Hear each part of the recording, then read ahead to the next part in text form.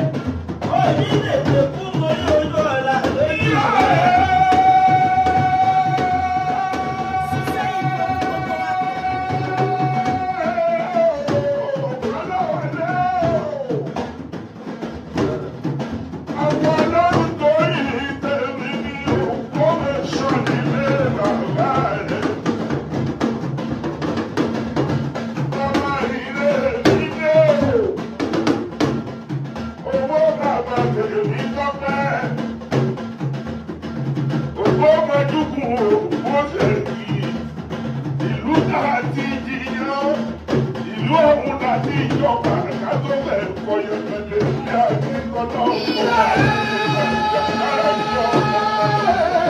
akọ́láwọlé o sọ́gbà kan ṣe wí ní àgbọ̀ọ̀sọ ìlú kàtí ìjọba kàtí mú kàtí ìjọba kàtó mú kọ̀yọ̀kọ̀yọ̀ láti kọ́lá ọkọ̀ fàlẹ́ àjàlájọ ọ̀kọ̀ọ̀kọ̀ ló pọ̀ mọ́. ọmọ oníkọ̀ọ́ ni wọ́n máa bẹ̀rẹ̀ yòókù yóò bí lọ́lọ́ láàbàbà ẹ̀kí ọmọ arúgbó àpàdé ikú òkàlẹ̀ fún ọmọ àbàjẹ́.